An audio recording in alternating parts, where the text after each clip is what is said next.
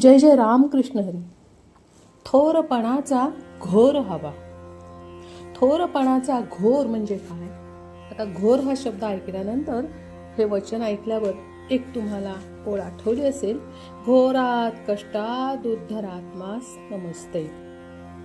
आणि थोरपणाचा घोर लागला ना, अर्थात या घोरात सातत्य ठेवून थोरपणा मिळवणारच हा संकल्प आज करत आहोत.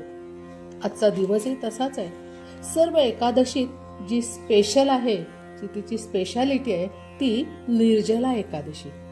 महिनाही ज्येष्ठ आहे आणि पक्षही शुद्ध पक्ष आहे.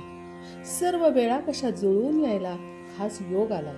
आणि असंच म्हणूया की जगद्गुरु तुकारामांच्या मंत्रगीतेतील 238वा अभंगही तसा खासच आहे. प्रथम वाचूया. अरे शांताचे गुरुपती, जित चित्ताची आयती, थोरपण हे निगुती, चित्त थोर स्वरूपी. त्याचे चिन्ह हेची वीरा, मान अपमान वारा, झगटल्या या शरीरा, मेरू ऐसी धैर्यता.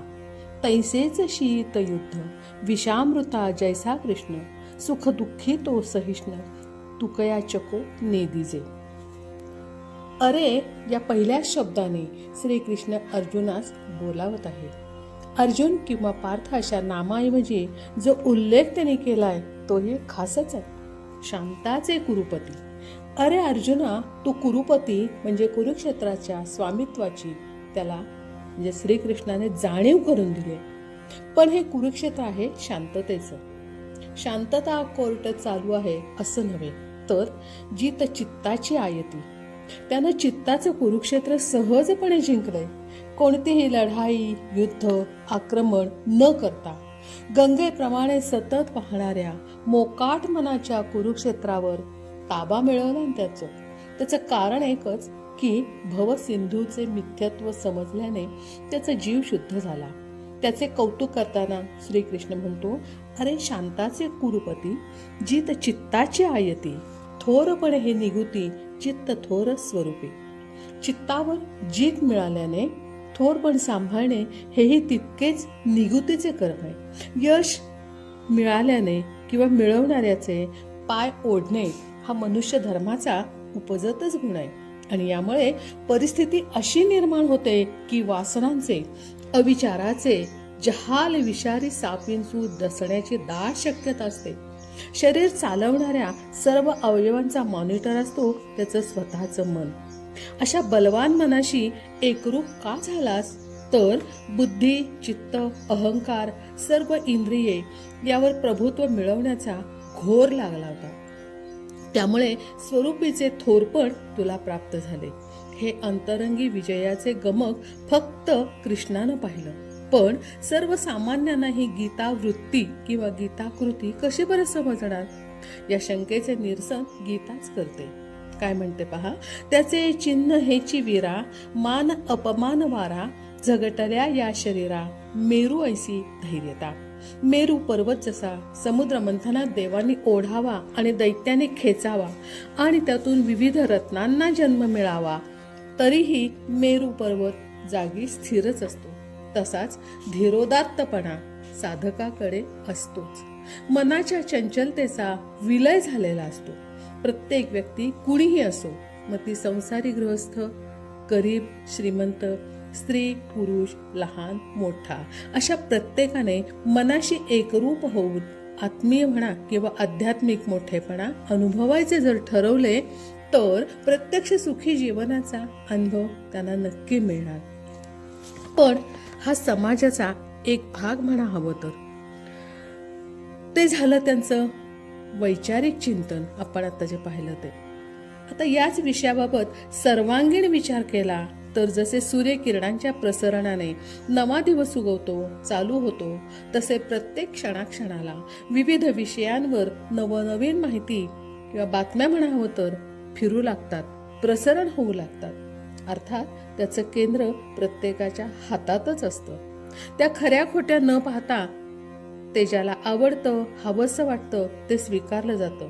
प्रत्येक कुटुंबातील प्रत्येक व्यक्तीला वाटतं की मी स्वतंत्र आहे, मला स्वातंत्र्य मिळालंय, मला जे आवडतं ते मी करीन या आणि अशा वैचारिक, सामाजिक, कौटुंबिक परिवर्तनाच्या लाटा सर्वत्र पसरतात.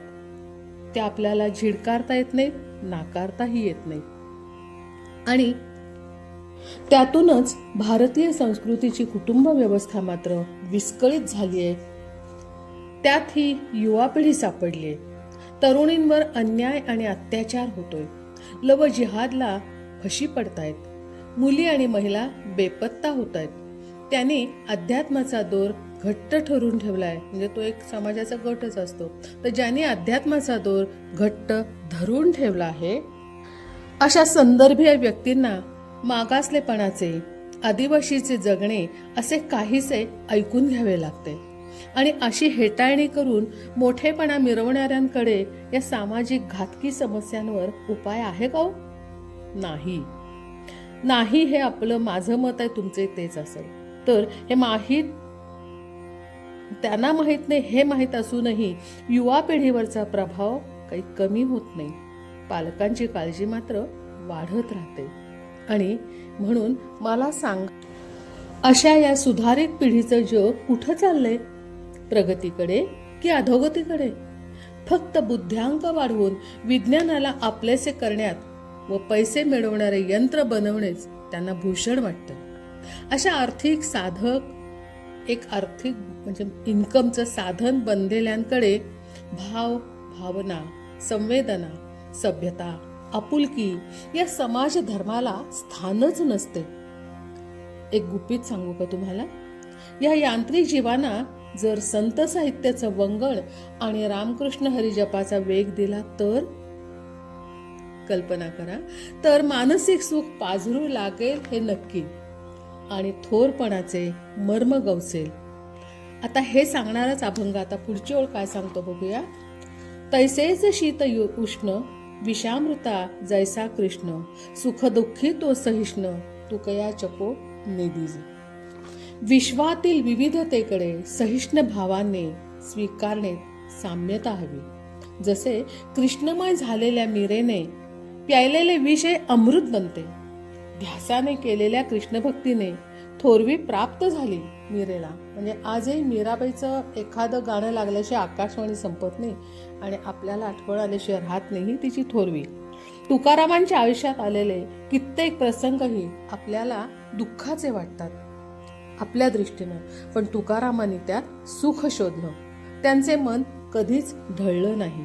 आणि आपणही आपलं असंच मन स्थिर ठेवण्याचा घोर मनात आणून थोर बनूया. कृष्णार्पणमस्तु. जय जय रामकृष्ण हरी.